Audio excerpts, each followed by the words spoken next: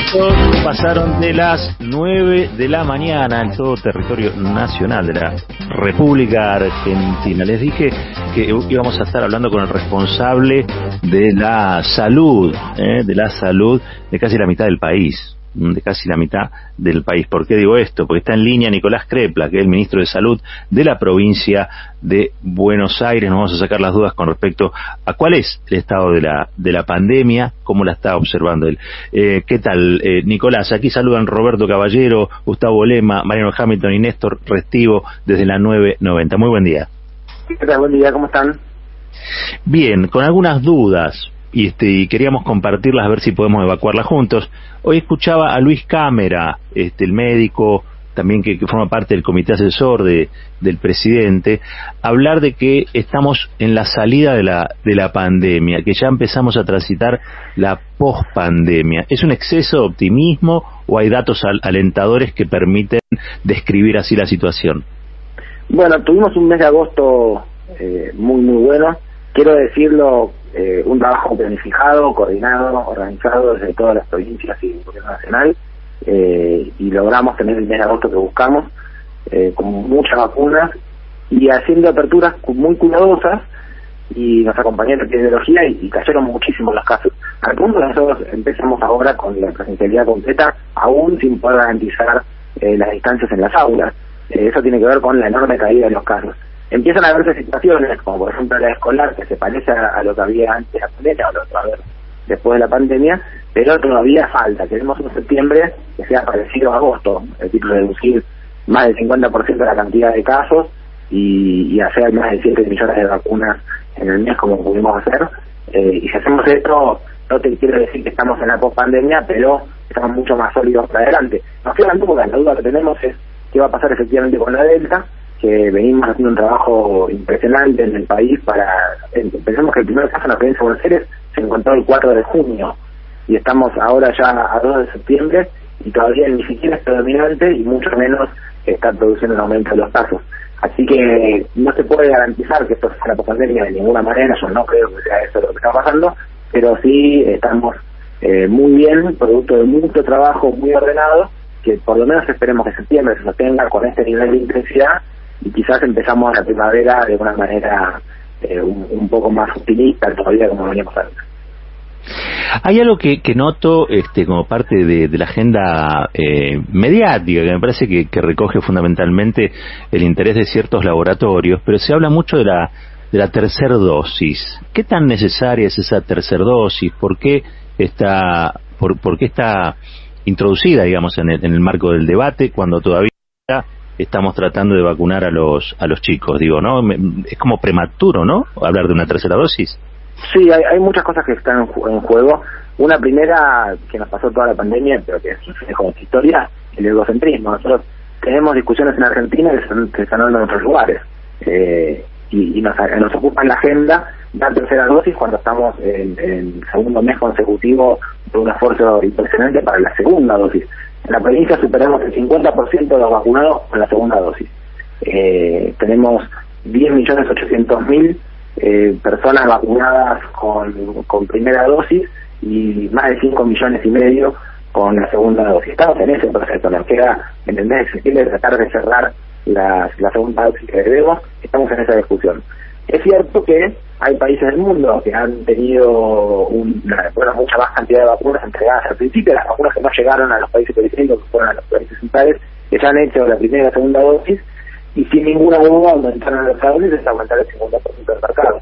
No hay todavía información científica que avale la necesidad de dar terceras dosis en la población general, y hay una discusión que nosotros también estamos escribiendo en la provincia de Buenos Aires, ya lo estamos haciendo específicamente, para ver si en la población que tiene algún tipo de tratamiento de inmunosupresor, alguna enfermedad inmunosupresora, es decir, que tiene menos defensas por tratamiento o por alguna enfermedad, que son las que se están viendo en algunos países que sí se enferman más a una persona que tiene las dos dosis, y hacen esa población valga la pena. Pero todo se hace estudiando, analizando y viendo también qué corresponde. Yo estoy de acuerdo con la universidad como Roberto, me parece que el desafío, además de la segunda dosis en este momento, es poder empezar a vacunar a los adolescentes y a los jóvenes, a los chiquitos, que todavía no tenemos vacunas para eso. Va a llegar Pfizer y la podemos utilizar, y esperemos que llegue, pero llegará recién a partir de octubre, y esperemos que se pueda utilizar Sinozan, que todavía no está la información para que la ANMAT lo pueda aprobar, y eso nos permitiría también bajar mucho,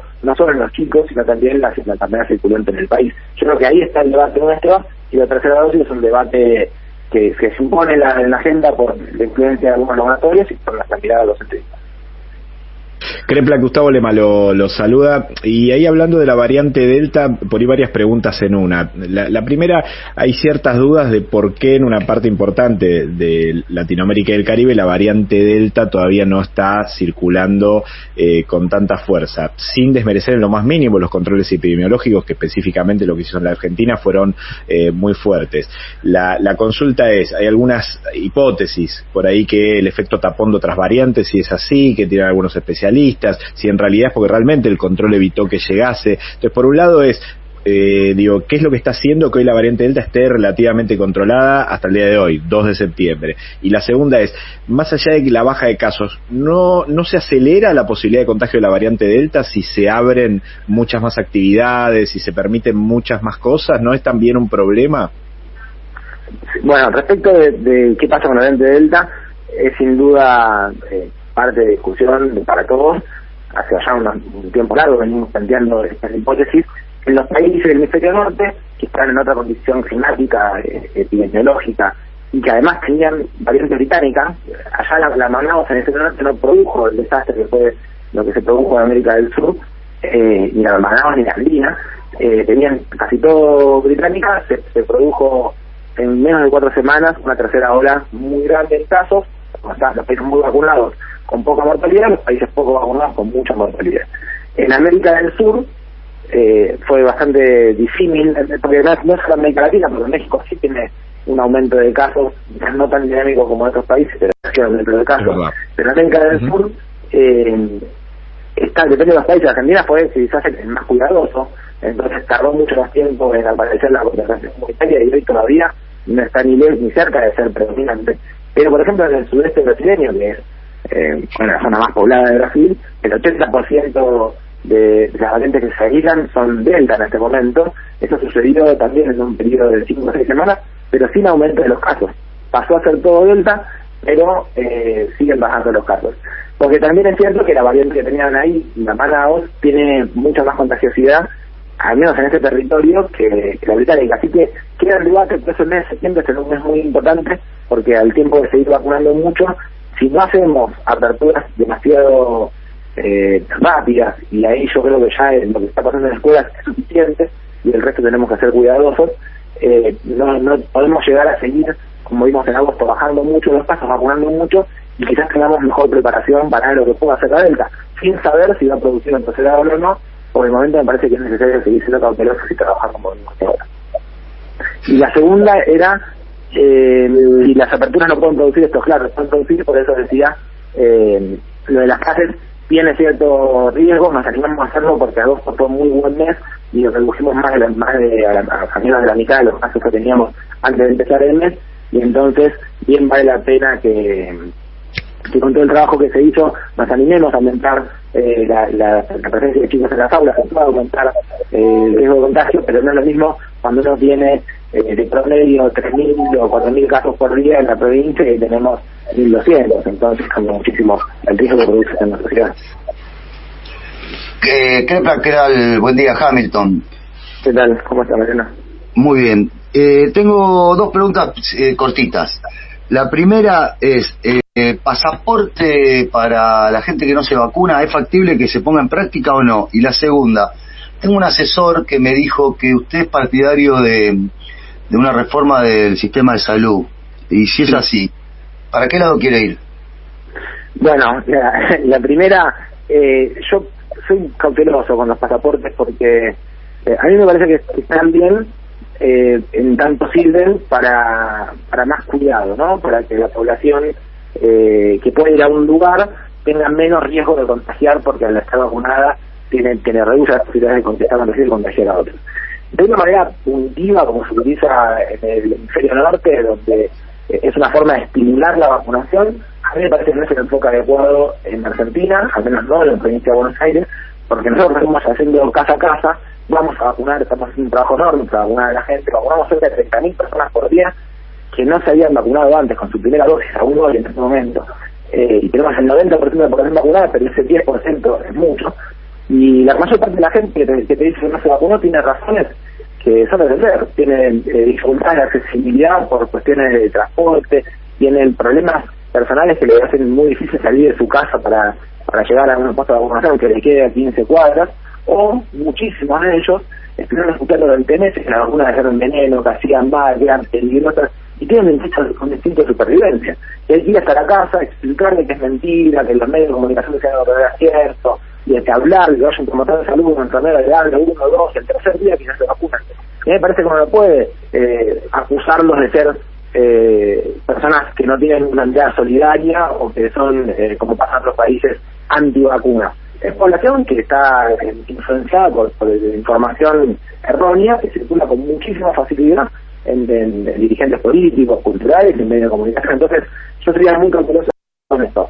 Se puede, sobre todo para cuidar lugares cerrados por contagio, pero no de esta manera coercitiva. La segunda pregunta es para una charla larguísima. Es indispensable que Argentina tenga una reforma del sistema de salud. Usted sabe que yo tengo información privilegiada, tengo una asesora ahí que me dice cosas. Sí, bueno, una gran asesora y una familia muy importante en materia sanitaria. Todos leímos ahí al maestro, así que lo que pensamos es que es indispensable trabajar en la integración del sistema de salud. El modelo que se hizo en Brasil, es muy interesante, muy lindo, no quizás sea lo que hay que hacer en Argentina, pero sí una integración entre las obras sociales, la información, lo que se hizo en esta pandemia con información, porque por primera vez tenemos nosotros en la provincia un sistema de gestión de camas que nos permite saber qué pasa en el público, en el privado, si es provincial, municipal. Nunca se integró esta información y eso permitió que no colapsara el sistema de salud de Argentina, porque hicimos 200.000 derivaciones de pacientes a encontrar la cama vacía con el servicio preparado para atender a alguien de un lugar a otro, no importa la cobertura. Nosotros nos arreglamos cómo se financiaba esto y tuvimos momentos que el 50% de las cámaras de los hospitales públicos eran gente con obras sociales o prepagas, y no importa, lo logramos contener y nadie se quedó sin camas, en ningún momento le faltó ni oxígeno, ni cama, ni terapia, ni nadie en todas las sistemas de salud. Eso que hicimos para la pandemia tiene que ser una forma de entender el sistema de salud en adelante. No puede ser que una persona por ser rica, o rica no, de los excesos más altos, tenga 10 veces menos de chance de morirse de enfermedades, por ejemplo el cáncer, que la mortalidad infantil sea 3 veces menos en los sectores más acomodados que en los menos acomodados, que tenga 16 veces más de tuberculosis en los sectores más pobres que nosotros tenemos. Todo eso tiene que ver con cuestiones económicas y sociales sin duda, pero el sistema de salud que hemos visto en la pandemia, que cuando el sistema de salud está presente, equipara esas diferencias. No se murió en la provincia de Buenos Aires, y eso no pasa en todos lados. Pasó en la provincia de Buenos Aires, no hubo ni más mortalidad ni más contagiosidad en los sectores más pobres que en los sectores más ricos. No lo hubo. Y esto tiene que ver con la presencia del Estado, que trabajó para integrar todos los sistemas y acercar todos los recursos. Esto tiene que ser parte de lo que se transforma en la reforma sanitaria, que nos ayuda a todos. Comprar más barato, más medicamentos para que a todos les lleguen, que haya tecnología más disponible a todos. Y esto supongo yo que, sé que va a ser gran parte de la misión que tendrá Dani Borjano en el Congreso. Nicolás, muchísimas gracias por estos minutitos con la 990 aquí en la segunda mañana con Caballero de Día. Gracias, y bueno, volvemos a hablar en cualquier momento. Muchas gracias a ustedes, que tengan un buen día, hasta luego. Nicolás Creplagué, ministro de Salud de la provincia de Buenos Aires.